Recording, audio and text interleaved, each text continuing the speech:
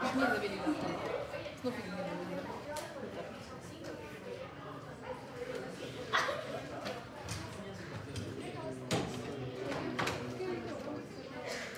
De verdad que no pienso mi debilidad, pero no pagaría 28 dólares. A ver, en la clase pasada.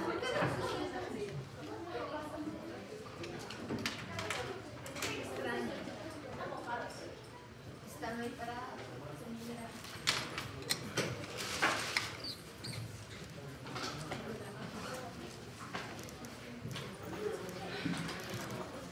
A ver. Terminamos de ver varicela. Esta solo es una representación del libro para que ustedes recuerden las enfermedades que puede producir herpes simplex 1 y 2. Si recordamos, el 2 puede también causar infecciones neonatales cuando el bebé pasa por el canal. Entonces, los niños que nacen en esas condiciones pueden desarrollar una serie de enfermedades severas. Y una de ellas también puede ser la encefalitis y infecciones en la piel. Entonces, eso puede llevarles a la muerte. Estas son las clases, así se ven las clásicas lesiones por herpes simplex, sea 1 y 2, donde aparecen. Si es de cintura para arriba o cintura para abajo, van a verse así. Esto en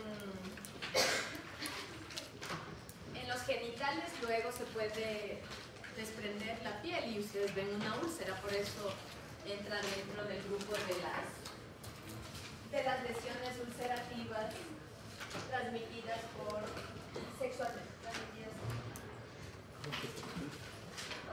Sara, Sí. ¿la transmisión hacia neonatos es solo por el canal de parto o es en Sí. En algunos casos puede ser transplacentaria cuando coincide que la madre la adquiere justo cuando está gestando y en el momento en el que puede entrar en circulación.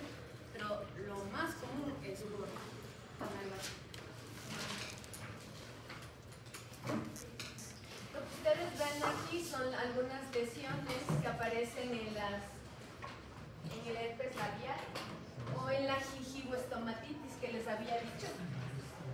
Aparecen varias lesiones dentro de la boca. ¿Cómo notan que no es una reactivación por una varicela zoster porque las lesiones son iguales? ¿Cómo notarían? Por ejemplo, si ven cómo están aquí las lesiones, está en toda la boca. Pero si fuera una reactivación por varicela zoster, solo sería la mitad y eso puede ayudar mucho. Entonces, para que se acuerden, los herpes virus pueden causar encefalitis. El herpes simplex 1 puede causar encefalitis y el 2 también. El 1 es mucho más frecuente, quizás en pacientes inmunocomprometidos. No cualquier persona puede desarrollar, pero puede pasar. Y la encefalitis puede ocurrir en los niños que nacen por el canal de parto de una madre que tiene una infección como esta. Acuérdense de las encefalitis. Un rasgo clásico de las encefalitis es que se afecta a un solo lobo. No es una panencefalitis, sino solo un lóbulo. Eso puede ser importante. Ok. Estas son las lesiones en la mano que puede ocurrir por herpes simple. Sobre todo bueno, 1 o 2, pero en los niños puede ser 2. Y hay alguna razón como esa. Y herpes simple 2 en otro tipo de grupos. Entonces, ¿qué personas creen que pueden desarrollar panadizo herpético? ¿Qué es el panadizo herpético? Son las lesiones en la mano por herpes. Por 1 o 2. Los médicos, ¿por qué? No usan guantes al hacer. No usar guantes al hacer tal vez un examen. ¿Qué tal un examen vaginal? Yo qué sé. otros. Aquí, ¿qué otro?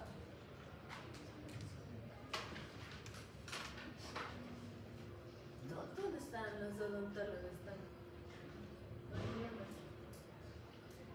No ha venido ni una odontóloga.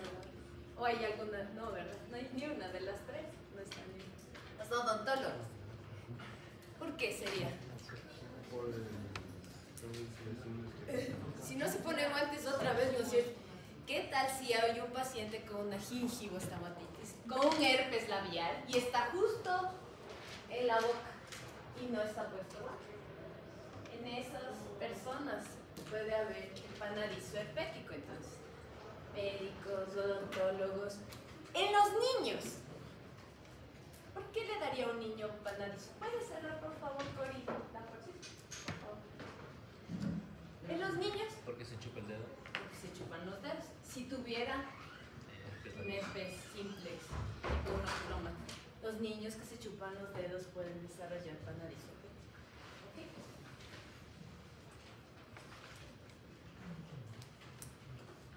Bueno, entonces dejamos herpes simplex 1 y 2 y vamos al herpes.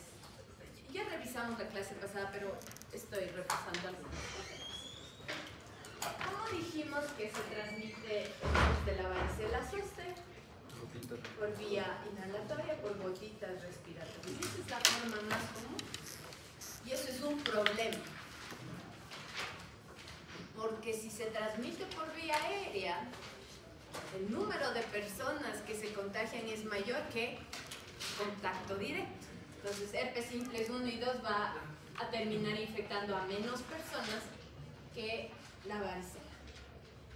Si esta fuera una escuela y un niño tiene varicela y está moqueando o tosiendo, más personas tienen riesgo a desarrollar varicela. Entonces el herpes simple 1 y 2 no es por vía aérea. No, es contacto directo.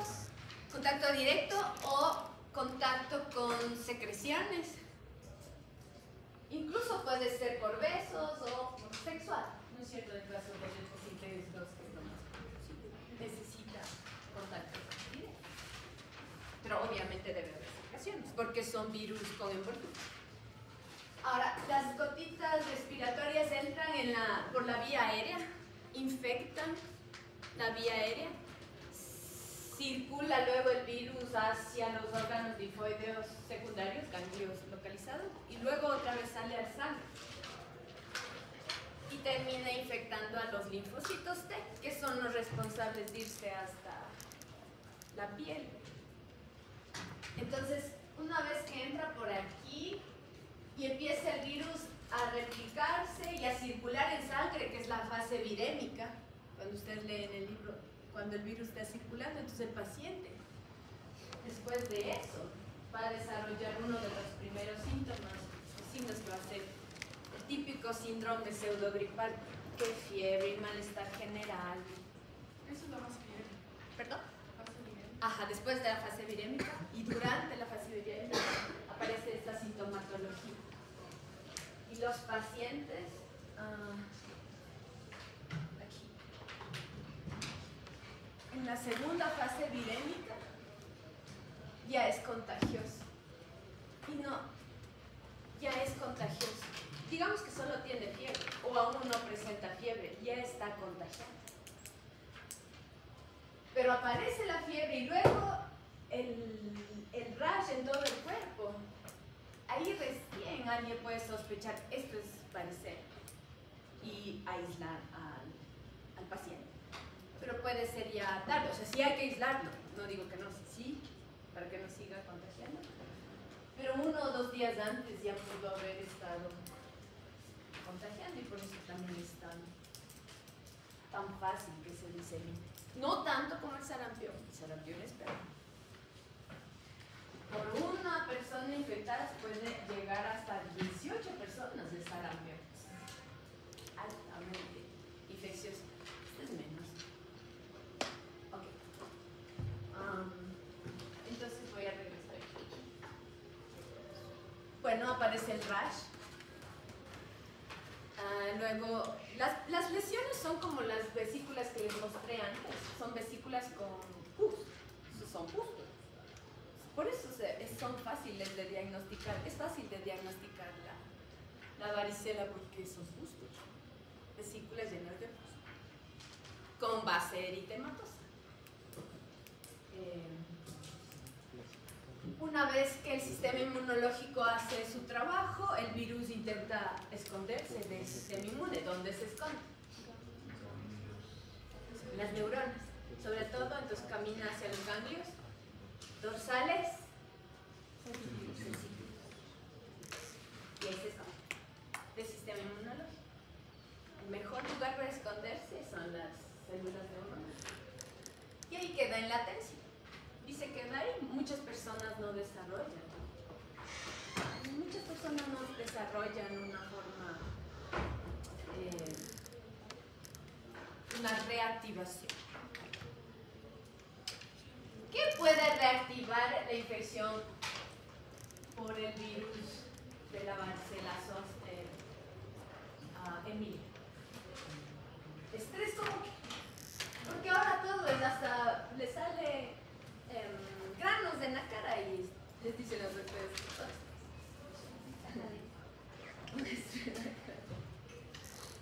Se necesita más que eso. El virus de la herpes simple sí es mucho más cuando uno está leyendo, ¿no? Estudiando, no COVID y todo eso. Pero el del herpes zóster es más estrés. ¿Qué puede ser? Perdón. Deuda. Yo he visto personas que sufren de herpes zóster, que es la forma de reactivación por la muerte de un familiar. Es estrés, es fuerte. Alguien que está sufriendo tal vez de una terapia inmunomoduladora, ¿no es cierto? Baja el sistema inmunológico. Pero lo más común es cuando ya está envejeciendo. Entonces, a los viejitos, cuando ya empieza a envejecer, porque el sistema inmunológico ya no funciona como. ¿Ok? Entonces, y bueno, algún tipo de estrés mucho más grande, más crónico. ¿Cómo aparece el herpes zóster? Con las lesiones vesiculares clásicas, pustulares, en un dermatóma. El ejemplo de la clase pasada de Isabel no era en un dermatoma, incluso era en el paladar. Entonces, pero la mitad del paladar, por eso hace sospechar que es un herpes, porque está justo en la mitad. Entonces, no solo ahí, para que recuerden. Entonces, les voy a mostrar unas fotos de cómo aparece el herpes zóster. Entonces, normalmente es justo la mitad, un dermatoma, sigue un dermatoma. Miren acá, en la espalda, solo la mitad. Otra vez, con base eritematosa y pústulas. O en la cara. Sí, y si ocurre en la cara, solo en la mitad, puede darle parálisis facial, como en este caso. ¿Tienen preguntas sobre cualquiera de los tres herpes virus? De zóster, si es que ya es recurrente en una persona de edad y es muy doloroso, ¿cómo se puede tratar? ¿Cómo tratar que el dolor? El dolor. Esos pacientes reciben antivirales porque hay una reactivación para ayudar a que mejore, y para el dolor tienen que darle analgésico, súper fuerte. Pero ¿cómo evito que le dé otra vez? Porque estás hablando con la palabra recurrencia y le da otra vez, y le da otra vez. ¿Qué les dije en la clase pasada? Que hay una vacuna contra el herpes zóster y se recomienda en mayores de 50 años. Sobre todo mayores de 55, pero mayores de 50. Claro, exactamente. Entonces, alguien que tiene riesgo o alguien que ya sufre recurrencia, mejor le vacunamos. No queremos otra vez. ¿Por qué les dije el aumento? Las recurrencias aumentan el riesgo de ¿qué? De demencia. Se ha probado que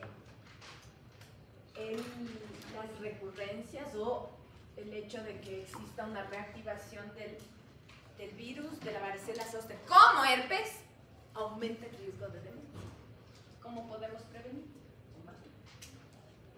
No, estaba buscando si en el Ecuador, parece que el Posandes iba a traer, pero no estoy segura. Ellos decían que iban a traer vacuna, entonces alguien que necesita debería. Sí, pero ¿qué es lo que hace que se dé la demencia como tal? Porque ¿Qué se ve qué? la demencia, o sea, como que específicamente qué hace el virus para que dé demencia. Mucho se especula que puede ser como es un virus neurotrópico. El problema es que cuando se reactiva haya una respuesta inmunológica durante esa activación en las células neuronales. Entonces eso puede promover. No hay como una causa exacta, pero porque hasta ahora tenemos estudios de asociación, no de causa-efecto, donde tú sepas exactamente cómo es. Pero tiene que ver con eso, por lo que es el neurotropismo. ¿Tienen alguna pregunta? Ok. Otros dos virus, virus que son importantes, les pongo después, porque me salté el 4, ¿sí ven? Y está aquí el 5, el 6 y el 7. Es que están en orden. Los primeros herpes que vimos divididos en subfamilias eran los alfa virinae, herpes virinae. Entonces estos son beta, por eso están en el conjunto beta. Citomegalovirus es uno de los virus que más fácilmente se disemina. Una infección por citomegalovirus, al menos en los Estados Unidos, aquí debe ser más, ¿no?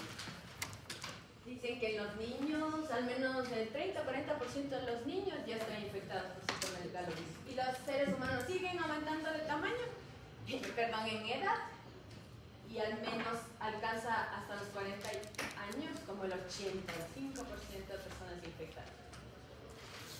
Entonces, ¿pero por qué se diseminará tan fácil el citomegalovirus? Es que tiene muchas vías por las cuales se puede uno transmitir, por las cuales uno puede adquirir. ¿Por dónde puede adquirir el citomegalovirus? ¿Perdón? Por saliva, lo más clásico. Ajá. Y otros fluidos. Piensen en otros fluidos. Orina. Sangre. Más fluido. ¿Cómo? Sí, vía aérea puede ser. Leche materna. Semen, entonces puede haber transmisión sexual también. No es una de las más importantes enfermedades de transmisión sexual, pero les estoy diciendo, todos los fluidos corporales posibles pueden transmitir el citomegalovirus. Un montón de células epiteliales e incluso células del sistema inmunológico. Y hay una enfermedad que causa el citomegalovirus y le llaman mononucleosis.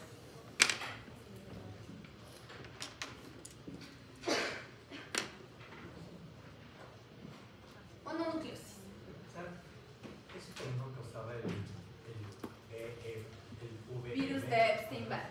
Entonces justo iba a preguntar eso, entonces, ¿qué otras enfermedades son capaces de causar síntomas de mononucleosis? Entonces, antes de nada, para que todo el mundo piense. Primero, ¿qué síntomas uno sospecha que es mononucleosis? ¿Perdón? Linfadenopatía. Ya. O sea, primero era fiebre, ¿no es cierto?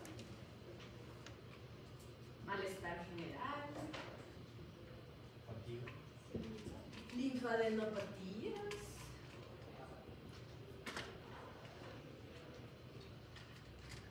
¿Qué más me dice? Fatiga. Perdón, fatiga, ajá.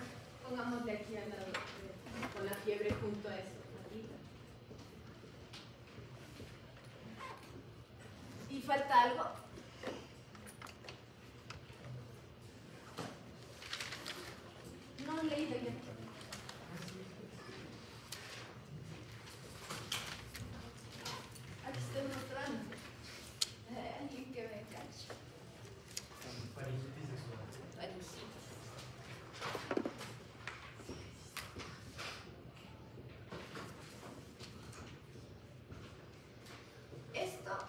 le hace sospechar a alguien que puede ser, sobre todo se queja mucho en mononucleosis de la fatiga. O sea, con todo esto, porque esto puede producir otras enfermedades, la faringitis, sudativa. Pero ese cansancio hace sospechar. Ya. ¿Qué virus pueden producir mononucleosis? Este, citomegalovirus, el que dijo Ariel. Virus de Epstein-Barr. ¿Qué más puede causar? Incluso si no son virus.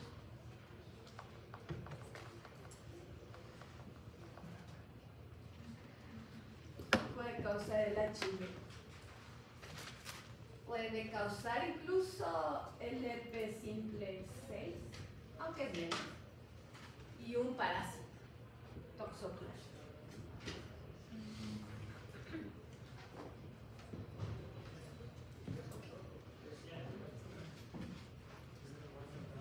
Cuando veamos el virus de Epstein-Barr les explico cómo podemos diferenciar entre estos dos virus. Obviamente si tiene todo esto va a tener que hacer unas pruebas serológicas para diferenciar. Hay muchas cosas, hacen pruebas serológicas.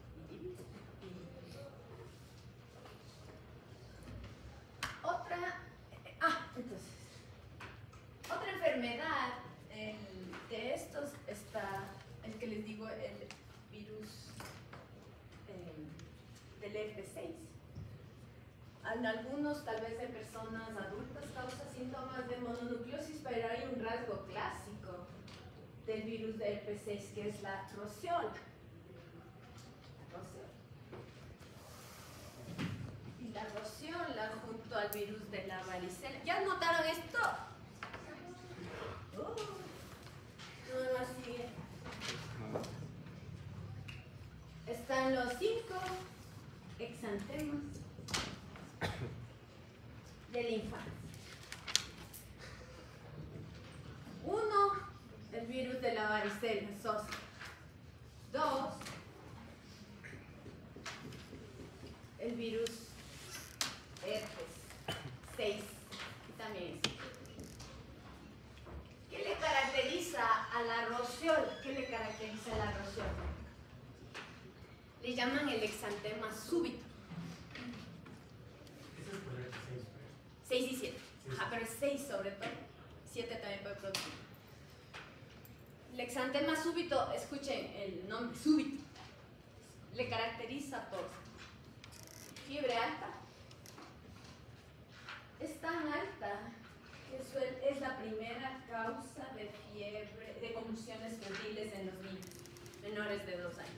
Primera causa de convulsiones febriles, fiebre alta. Pero es benigna, estas convulsiones son benignas. Fiebre alta, 39 grados, por ejemplo. 40 grados Celsius. Y luego, después de ese proceso de fiebre, cuando un niño pequeño, incluso un adulto, está con fiebre, ¿cómo se siente? Cansado, con malestar, todo esto. Pasa esa fase de fiebre y viene de golpe el exantema, entonces sube. Pasa la fiebre y llega el exantema. Y entonces durante el exantema los niños no están molestos. Ya pasó de la fase de molestia. ¿Ok? Ya les voy a mostrar una foto. Pues vamos a ver primero, para reforzar lo que es el citomegalovirus. Si entra por vías mucosas, cualquier vía mucosa sexual, por vía aérea, saliva, lo que sea, estos virus de citomegalovirus empiezan a replicarse en múltiples órganos, múltiples. En el hígado, en el vaso, y puede irse a las glándulas mamarias. Entonces todos los líquidos corporales pueden contagiarse, así que, pueden eliminarse ahí, entonces uno puede contagiarse. Y luego se elimina. Eso fue el citomegalovirus. Sí es una de las enfermedades más fácilmente transmisibles. Medio mundo puede sufrir de una enfermedad asintomática. Entonces, citomegalovirus puede pasar por fase asintomática. Pero si es sintomática, Camila, ¿Cómo se llama si es sintomática la infección por citomegalovirus?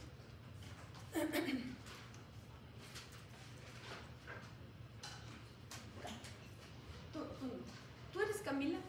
¿No? ¿Cómo es tu nombre? Ay, ¿y por qué te haces la... Camila. ¿Cuál fue la pregunta? Debes ni escuchaste el... ¿Cómo se llama la enfermedad por citomegalovirus cuando es sintomática? Pero no busqué en el cuaderno. Pero se lo dije hace un minuto.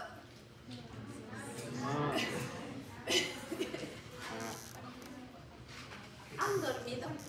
No, ¿verdad? Puedo notar que el 80% de ustedes está a punto de caer en coma. Se nota. Puedo notar.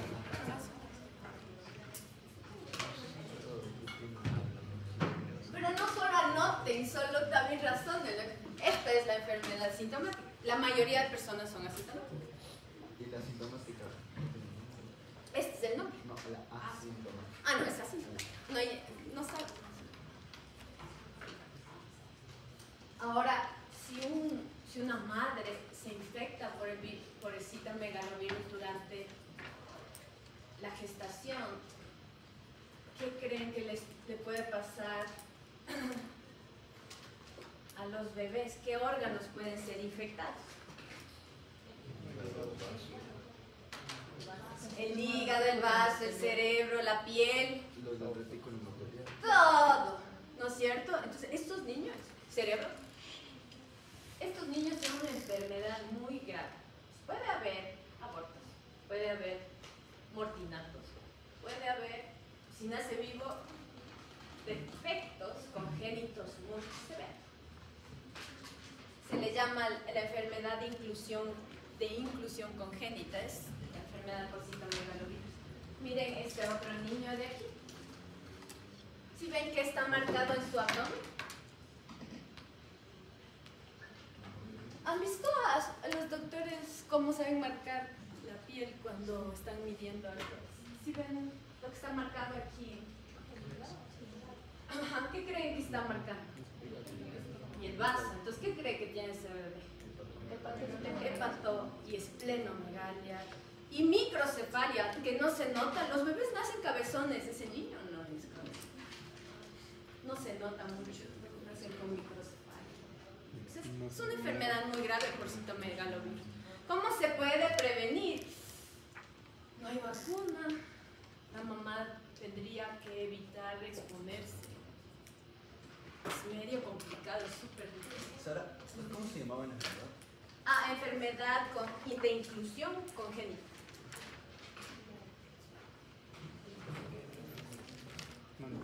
Aquí. Ahora, el citomegalovirus en una persona inmunocompetente no es mucho problema. El problema es si es una mujer embarazada. Pero si es un paciente inmunodeprimido, si les digo que el citomegalovirus puede infectar un montón de células, en un inmunodeprimido le puede causar un montón de cosas. Si ven esa foto ahí, le puede dar encefalitis, le puede dar retinitis, le puede dar neumonía, le puede dar gastroenteritis, un montón de cosas. En los inmunodeprimidos. Entonces sí, es muy severa en los pacientes inmunodeprimidos y hay unos inmunodeprimidos que suelen sufrir de ese tipo de complicaciones los pacientes que tienen diarreas constantes, diarreas constantes, pueden ser por parásitos o por este tipo de virus. Okay. Eso sobre el citomegalovirus.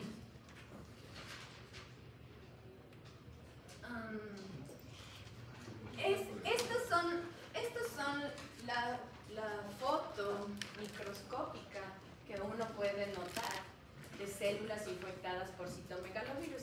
La clase pasada les dije cuando haya cuerpos de inclusión muy importantes, porque a veces sí mencionan hay cuerpos de inclusión, pero hay unos que dicen, estos son como el rasgo patognomónico de la enfermedad, este es uno. Ojos en forma, sí, ojos de búho, ojos de búho. ¿Sí notan los ojos de búho? ¿Sí notan? No. Citomegaloma. Ya. Ok. Les pongo esta foto de esta niña porque se puede notar una niña con esa... Se le ve activa, aunque sea una foto. No está así como ni llorando. Y es lo que les dije hace un rato sobre el exantema súbito. Pues, estos niños primero están decaídos con fiebres muy altas. Pasa la fiebre y aparece el exantema de grado. Eso es clásico de uno de los exantemas de la infancia que se llama roceola. Pero eso es solo del 6 y 6. No necesito mirar. ¿Perdón? No necesito mirar. No. Los 5 exantemas de la infancia, ahí están dos. ¿Alguien sabe cuáles son los otros exantemas de la infancia para acordarnos ahorita? Rubiola, Sarampión. escarlatina. Cuando ya lleguemos a los virus, paramisovirus hemos de empezar. Rubeola. Parvovirus. Ah, hoy sí vemos parvo. Vic. Escarlatina. Ah, ¿qué cosa? Escarlatina. No, eso no es un exantema de la infancia. Esos son los 5 exantemas de la infancia. ¿Cuál es el patrón en que aparecen los exantemas? ¿Cómo es el patrón? Ah, Ajá. la varicela, de lo que estamos viendo aquí, es fiebre y exantema al mismo tiempo.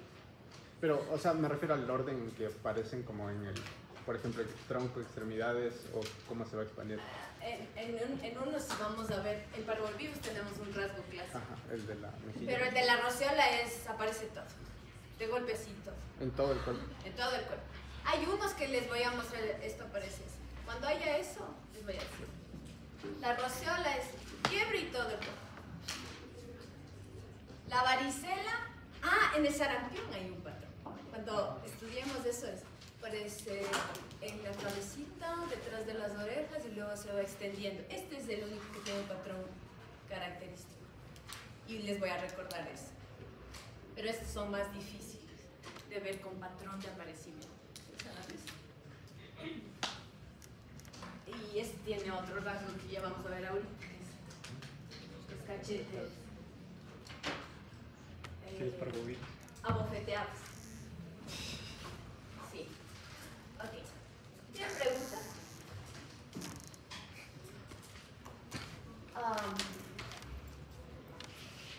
Ahora vamos a pasar a este otro grupo de los gamma. ¿Por qué les agrupo a los dos? Quizás para que para ustedes sea más fácil recordar algo. Estos herpes simplex son capaces de producir cáncer. Nosotros no. Entonces tenemos el herpes virus 4 y el 8. El 4 es el virus de Epstein. Coincide en las células que se infectan. Coincide en las células que son infectadas y en las células en las que se queda la latencia. Vamos a recordar los linfocitos B. Los B. Entonces veamos el virus de Epstein. A ese sí se le llama la enfermedad por el virus de Epstein-Barr. A ese sí se le llama la verdadera mononucleosis infecciosa. Esta es la verdadera mononucleosis infecciosa, producida por el virus de Epstein. Y tiene una tríada clásica. Obvio, tiene esto, pero le falta algo aquí para que uno sospeche que es el virus de Epstein. Le falta una cosita. La hepatoesplenomegalia. Hepato y esplenomegalia.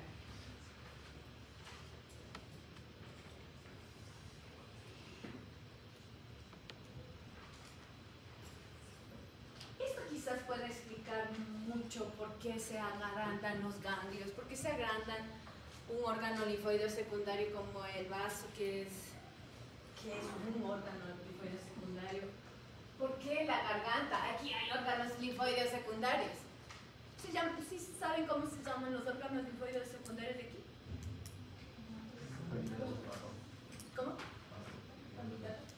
Sí, las amígdalas, pero en conjunto de todos los órganos linfoideos secundarios es el anillo. Es el anillo del del Y entonces, todo esto es solo para que ustedes entiendan por qué se inflama aquí, por qué se inflama acá, por qué se inflama acá.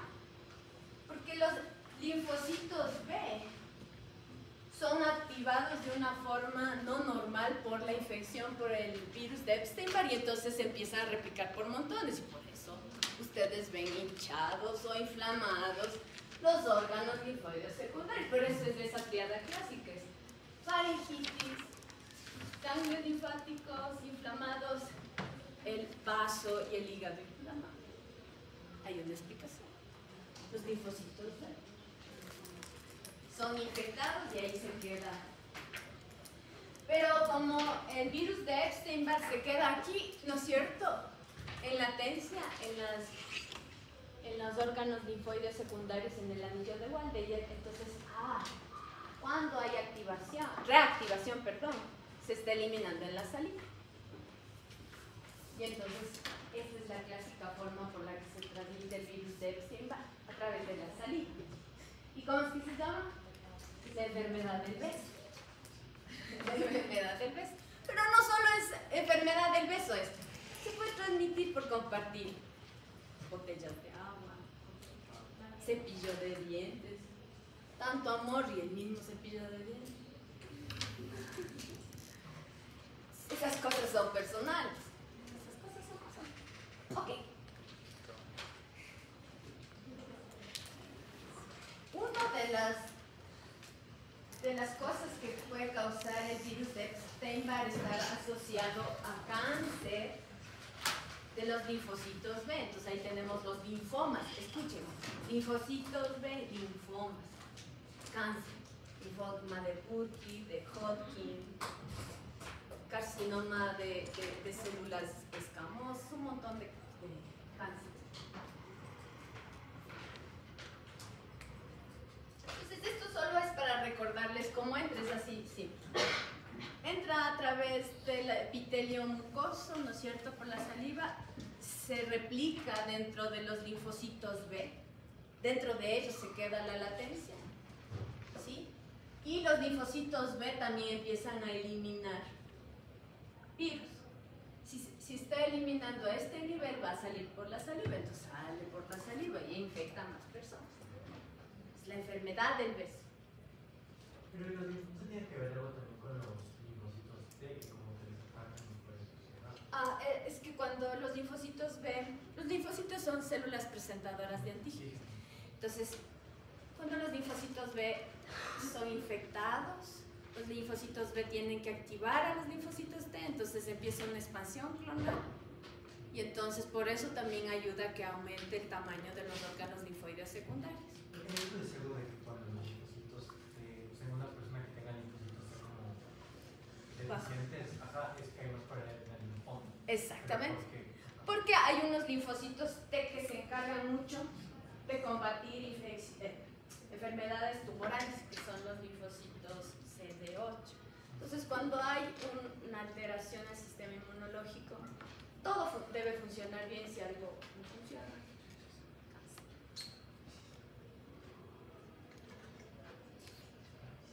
entonces, solo para acordarse, ¿no? Aquí está la foto de la mononucleosis.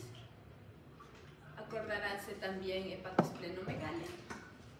Pero esta mononucleosis infecciosa, que esta es la forma clásica de la mononucleosis infecciosa por el virus de Epstein. Salud. Y aquí están algunos síntomas que yo con esto ya hemos visto. Ahora, ¿cómo puedo diferenciar esta mononucleosis infecciosa de la otra mononucleosis infecciosa? El libro les habla de esta, cuando hacen unas pruebas buscando anticuerpos, esta del virus de Epstein-Barr posee o presenta o produce anticuerpos heterófilos.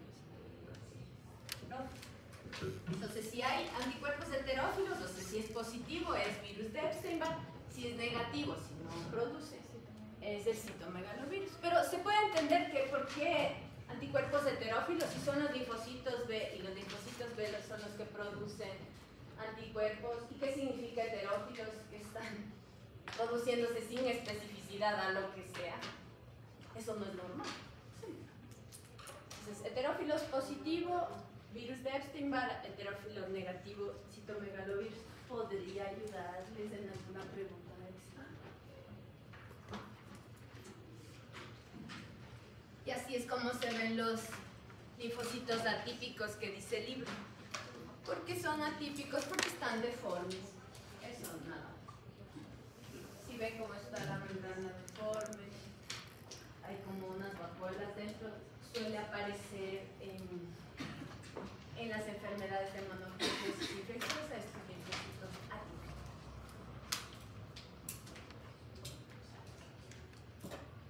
Ok, para que se acuerden qué tipo de cánceres pueden estar asociados a una infección por el virus de Epstein-Barr, tienen aquí linfoma de Burkitt, aquí tienen linfoma de Hodgkin, tienen aquí un linfoma de células B grande difuso o carcinoma naso. ¿En qué personas son vulnerables? Aquellos que tengan defectos en la respuesta inmunológica celular, pacientes inmunodeprimidos. Aunque algunos son muy... Pues por ejemplo, suele ser en África, a veces puede haber rasgos genéticos, así. Pero en general... Ajá. Es que la malaria podría ser algo que potenciar, pero No estoy segura si la malaria como tal, pero sí en la región. la región. Ajá, suele ser, se les ve que están juntos y puede predisponer. Pero desde el punto de vista de la malaria no tengo una explicación porque estos infectan glóbulos rojos y no al sistema inmunológico. Tal vez la coinfección tiene algo que ver, pero también la región, en el África, en el Ecuador.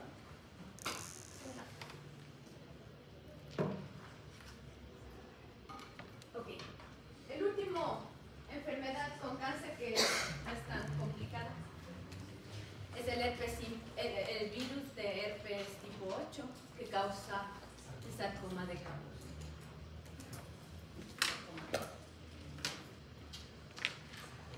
¿Se van a acordar de eso? ¿Qué pacientes son los más vulnerables? Otra vez, para cáncer,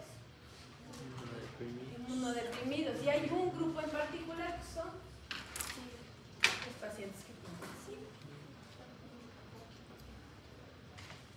Entonces, el virus que causa el sarcoma de Kaposi se transmite también por secreciones, pero la que más frecuentemente se asocia es por contacto sexual. O en el caso de este niño, este es un niño de 10 años, no pudo haber sido por contacto sexual. Él nació de una madre que tenía VIH. Entonces él nació con VIH. Y lo que están viendo ahí es ya está en una fase terminal de su infección. Entonces quizás de ella misma adquirió la infección del virus de la herpes. Pero también es por transmisión vertical, ¿no? Como claro, lo que les digo, el caso de este niño de 10 años que está en una fase terminal.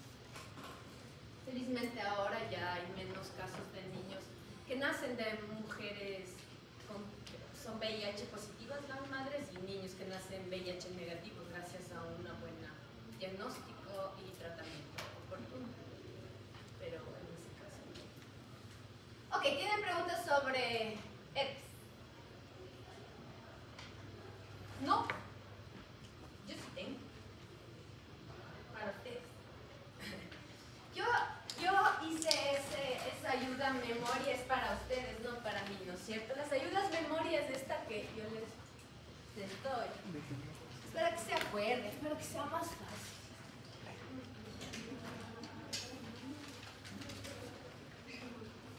Pero no deberían revisar las notas, sino tratar de acordarse. Eso ayuda, hace caminitos en su cerebro. Ay, eso no es.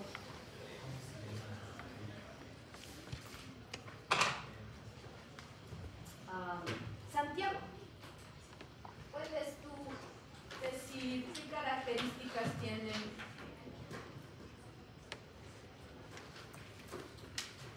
los herpesvirus? ¿Qué significa este acrónimo?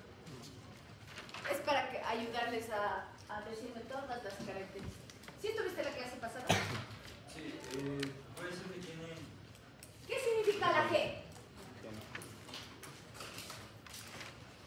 ¿La G significa? Genoma. Entonces, un herpesvirus, ¿qué tipo de genoma tiene? ¿De ADN de simple o de doble cadena? ADN de doble cadena.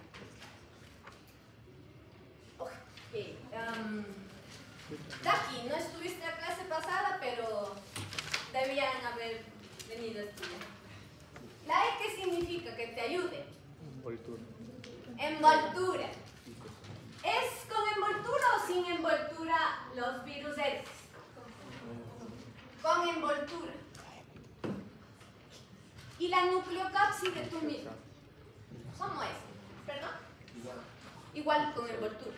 No. ¿Qué forma tiene de aquí la nucleocápside? Linda, icosaed. Icosaed. ¿Perdón? Nucleocápside. ¿La C de qué es? Cuerpos de inclusión. El cuerpo de inclusión más importante en los herpesvirus es de ojo de búho, de citomegalovirus. La A, ¿qué significa? Es una ayuda a memoria, pero no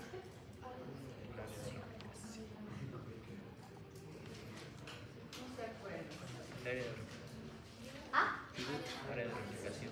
¿Perdón? El área de replicación. ¿Dónde es? Núcleo. El área de replicación, ¿dónde? Núcleo. La L, ¿qué significa? Latencia. ¿Producen latencia? Sí. Todos. Sí. ¿La M, qué significa? Malignidad. ¿Qué cosa? Malignidad. Malignidad. ¿Y producen? El 4 y ¿Cuáles producen malignidad? 4 y 8. Dos. 4 y 8. 4 el 8. El 4 es virus de Epstein-Barr. Y el otro es el de Kaposi, ¿no? Y el otro de sarcoma de Kaposi. ¿Se van a olvidar? No.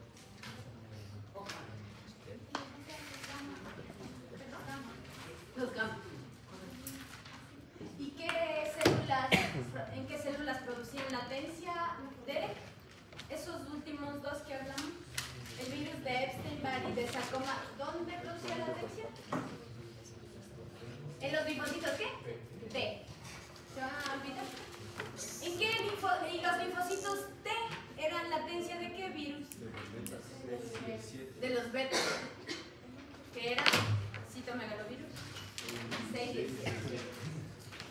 Y los de los neuronas serán los Sí. Del 1, del 2 y del 3. Siempre en simplex 1, 2 y varicela zoster. Esos son neuronas.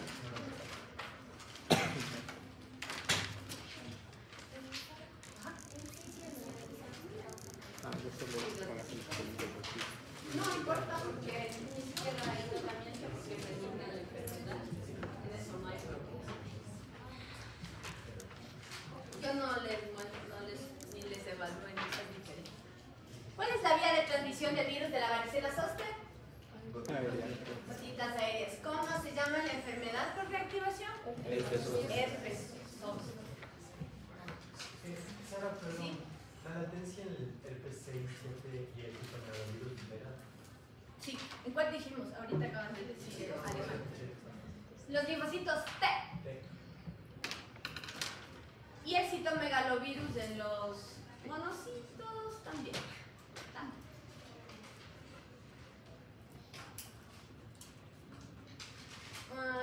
¿Sí se acuerdan los rasgos clínicos de la mononucleosis?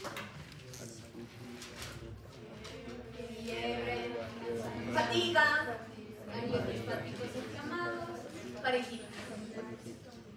Pero si es el virus de Epstein-Barr, le añaden una cosa más.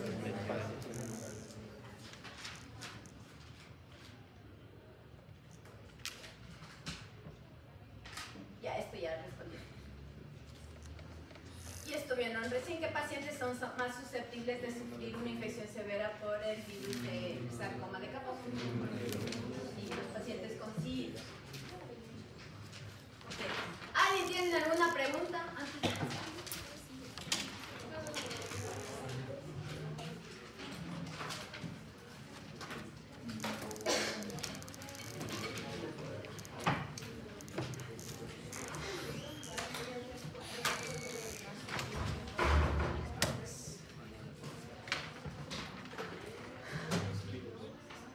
A ver, los poxvirus. ¿Dónde lo tengo? Los poxvirus, para que ustedes como que se acuerden de las enfermedades, los poxvirus también producen enfermedades que podrían confundirse, ¿no es cierto? Lo que vimos en la varicela de pústulas en la piel. De pústulas en la piel, y una de esas enfermedades que ya está erradicada es la viruela. Felizmente está erradicada, pero ustedes deben seguir estudiándola porque hay viruelas en el mundo en laboratorio. Guardar. Para estudiar cómo evitar, cómo contener, por ejemplo, cómo desarrollar tratamientos si un día a alguien se le ocurre usar como arma biológica, ahora que está de moda las guerras entre países.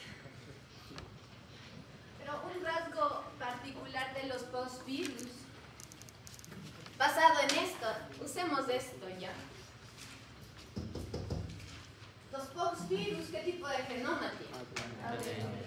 ¿De doble o simple cadena? De doble cadena. ¿Tienen envoltura? Sí tienen envoltura. La nucleocápside no es icosaédrica. Tiene de hecho forma de ladrillo ovalado. Cuerpos de inclusión sí tiene, pero para nosotros no son importantes para el diagnóstico. Porque en los cuerpos de inclusión es donde se replican los virions, pero no es importante para ustedes desde el punto de vista del diagnóstico. Sí hay. ¿Qué más? ¿En dónde? Esta es la excepción de los virus de ADN. Esto es en el citoplasma. No se olviden cuando hay una excepción, porque lo demás es fácil acordarse. Esta es la excepción. ¿Por qué se replicará en el citoplasma? Porque tiene sus propiedades. Va llevando toda la maquinaria, entonces no necesita entrar. Entonces, las polimerasas pueden hacer su propio RNA replicar el ADN en el citoplasma. Y es el virus más grande que infecta a los humanos. Que infecta a los humanos, no el virus más grande del mundo, sino es el más grande que infecta a los humanos. Ok, ¿produce latencia?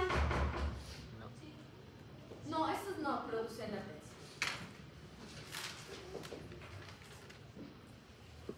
¿Y producen malignidad? No. Ok, todo esto ya hablamos hoy. ¿Por qué es importante revisar lo de la viruela? Porque tiene que nunca olvidarse cómo se veía la viruela.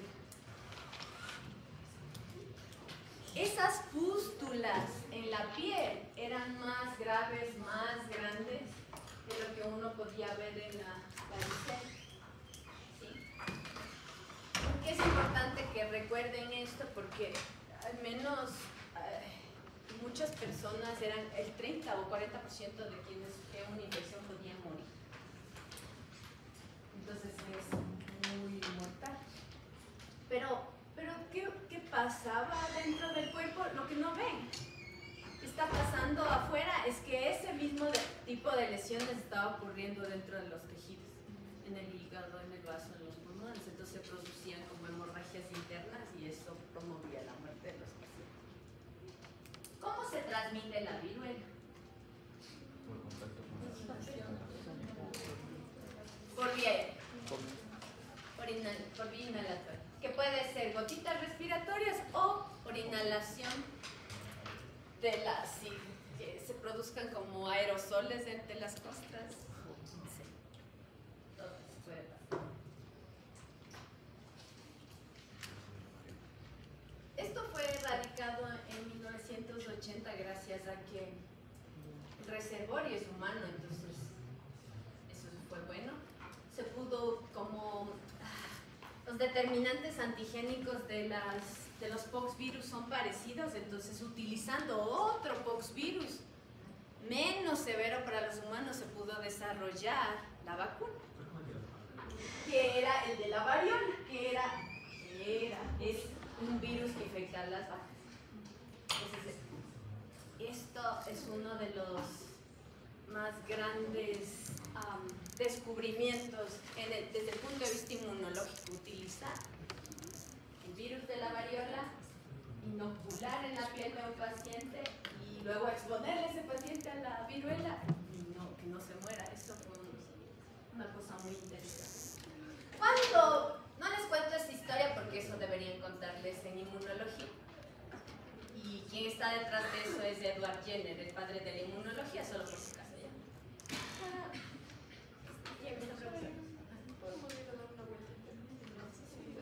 Vayan todos. El amor está nervioso.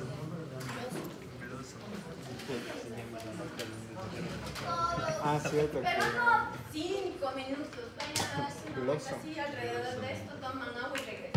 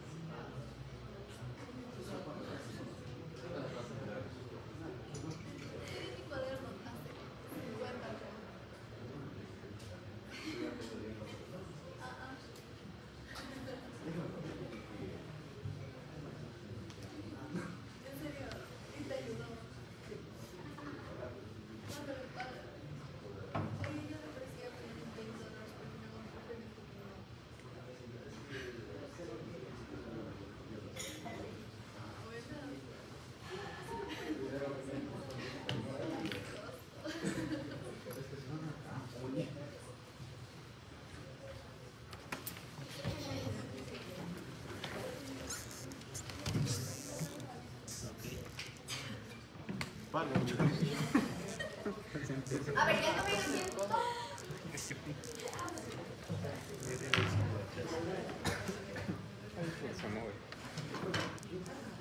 ¿Por qué están en estado de coma? Es parte de la carrera. No me estudiar mucho, igual que yo.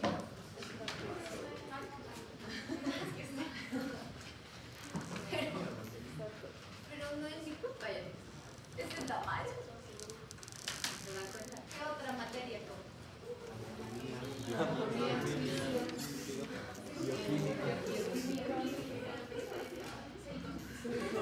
¿Esto es el mismo día de hoy?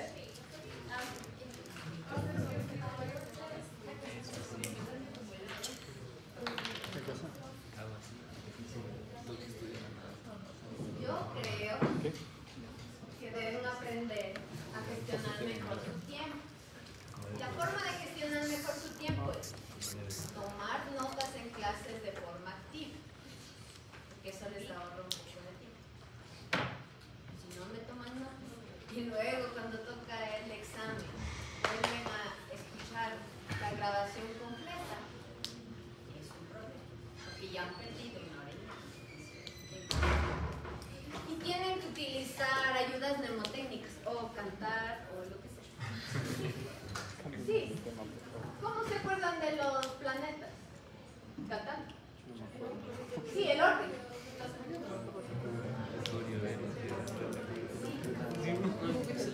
Yo intento hacerles ayudas mnemotécnicas. No sé cantar, por eso no les hago cantar. Pero puedo ayudar. Ok, volvamos acá. Es un montón, o sea, microbiología. Ya sé, ya lo sé. Bien, bueno.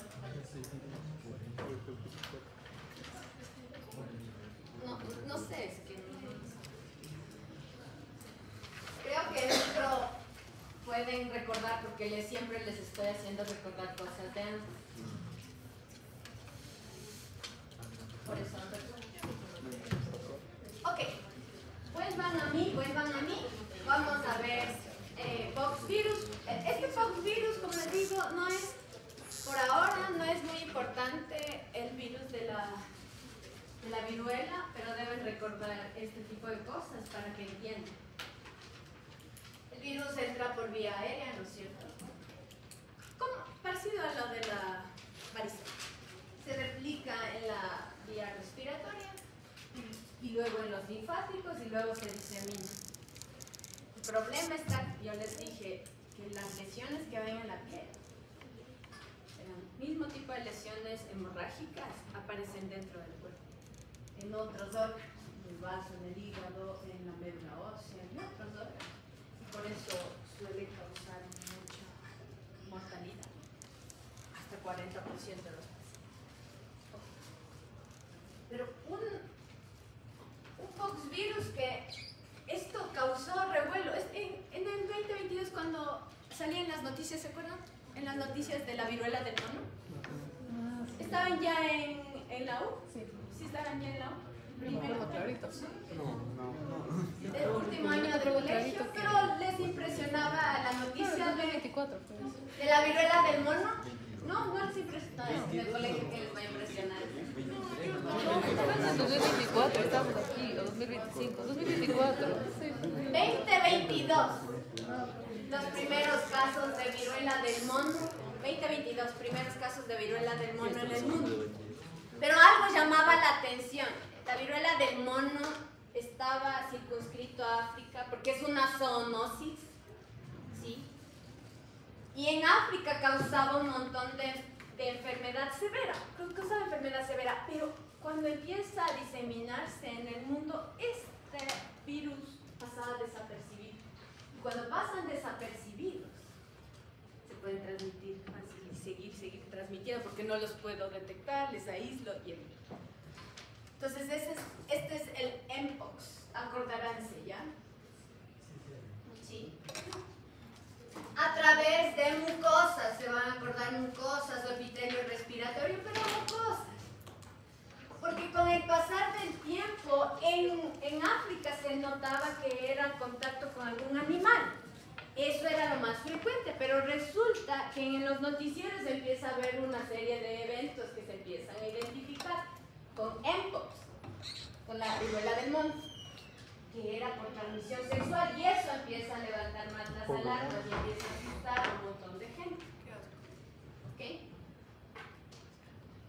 Hay un grupo de personas, cuando vean en inglés MSM, significa hombres que tienen sexo con hombres. En eso empezó a verse mucho más frecuente. ¿Sí?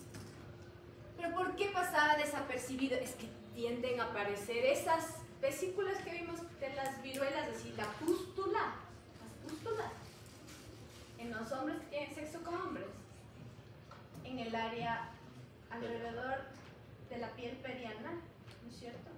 Alrededor del ano y cerca de los genitales. Entonces muchas personas no se dan cuenta de eso. Es peor si no tienen dolor o algo así. Ajá, a menos de que se lesionen. Entonces pasaban desapercibidos. Entonces, lesiones genitales alrededor de la piel. Entonces eso hacía que pase desapercibido. ¿Cómo son? Se ven así. Entonces primero aparece como unas lesiones rojitas y luego se van haciendo las vesículas, luego las pústulas y luego costras. Como clásico, como una viruela con costras. Pero ¿dónde? ¿Dónde había contacto? Si era en la piel, por ejemplo en la piel, en la cara, pero lo que les estoy diciendo, no hay fotos aquí, es que se empezó a ver en estos pacientes en las áreas genitales o alrededor del ano. Esa era la característica. Y entonces el primer caso que apareció y que llamó mucho la atención fue en el Reino Unido. ¿Y qué? Indagaron de esa persona que estuvo en Nigeria. Y luego empiezan a indagar más sobre otros pacientes que empiezan a aparecer y empiezan a notar un patrón de tener sexo, hombres que tienen sexo con hombres. Y muchos de ellos tenían no solo un contacto sexual sin protección, tenían más. Varios en un periodo de tiempo de visita a África y luego regresaron. Y luego ya se empezó a transmitir localmente. Entonces es lo que pasó. Pero esta era una forma mucho más leve y entonces hay una explicación de que le pudo haber pasado ese virus que era mucho más severo en África, pero cuando sale es más leve, solo son las lesiones. Entonces hay una proteína antiviral que se llama esta ApoVec3 que tiene una función antiviral que lo que hace es producir mutaciones en los virus, en el genoma viral, para que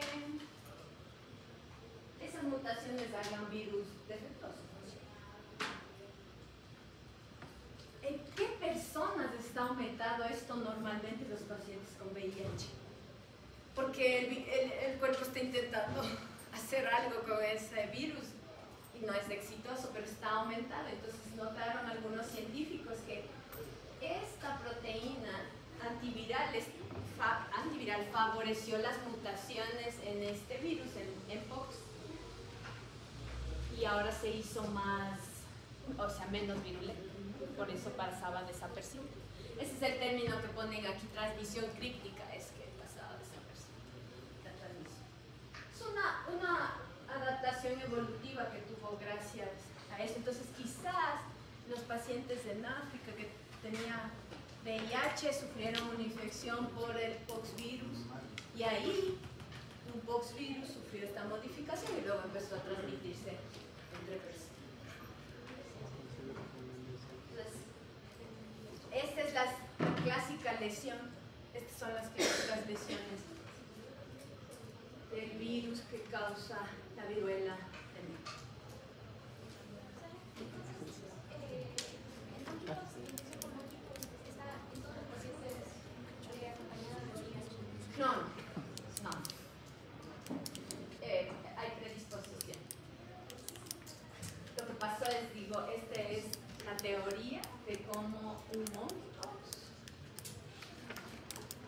pudo haber cambiado, mutado, tuvo que suceder. La teoría es que tuvo que suceder en un paciente con VIH. ¿Qué característica tiene esto? Está aumentada esta proteína en ellos y eso favoreció ese cambio.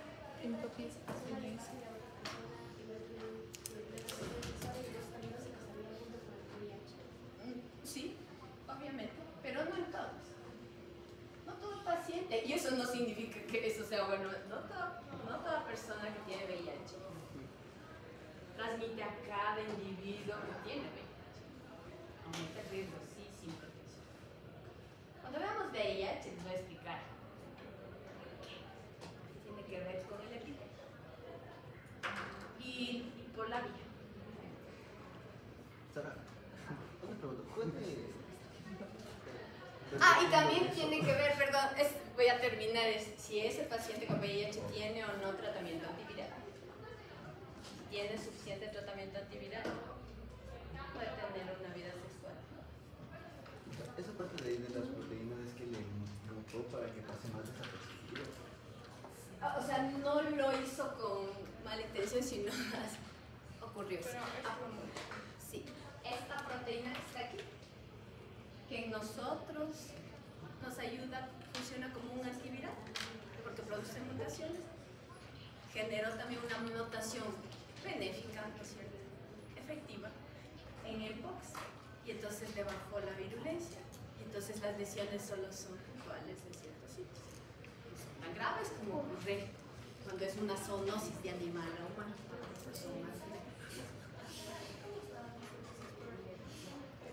Contacto con animales. Digamos que justo al atraparle tal vez al animal, ajá, y entonces hay una lesiones en la piel.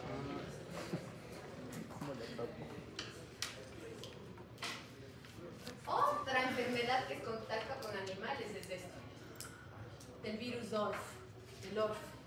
Si ven, es un dedo con una lesión necrótica, solo única, una sola lesión necrótica en el dedo. O sea, se hizo una vesícula, luego una pústula y luego se hizo una sola. Solo en el sitio de inoculación, ahí. ¿Qué creen que debió haber estado haciendo esta persona? Esto también es una zoonosis y es muy común en una actividad común de persona. Ordeñar vacas. ¿Perdón? Ordeñar vacas. Ah, puede ser. Puede ser ordeñar vacas. Puede ser tener contacto con animales, con la piel de animales, pero una cosa que es común es ser taxidermista. ¿Saben lo que son los taxidermistas? Sí. Las personas que toman un animal muerto, le disecan, le ensamblan para ser exhibido en un museo, en su casa, en donde sea. El ORF, ¿se van a acordar de esta zoonosis en personas que tienen contacto con animales? No es mpox, esto no es un ORF. Y finalmente el virus del molusco contagioso. Este produce lesiones tipo verrugas. Estas verruguitas son pedunculadas y todo esto es de color plateadito, son brillantes, aperladas. Es muy frecuente que ocurra entre contacto directo de niño. Entre los niños es muy frecuente, pero como es contacto directo en algunas personas, como en este gráfico, puede ser producto de un contacto sexual o por fómites. El virus del molusco contagioso, altamente contagioso. Es muy común en niños, pero también se puede transmitir por vía sexual. ¿Cómo son las lesiones? Perdón.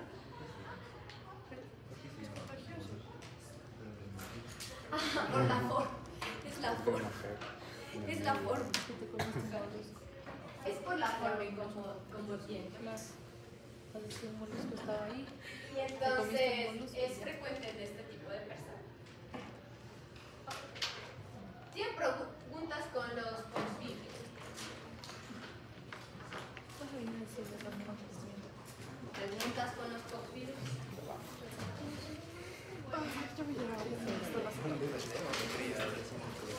mejor.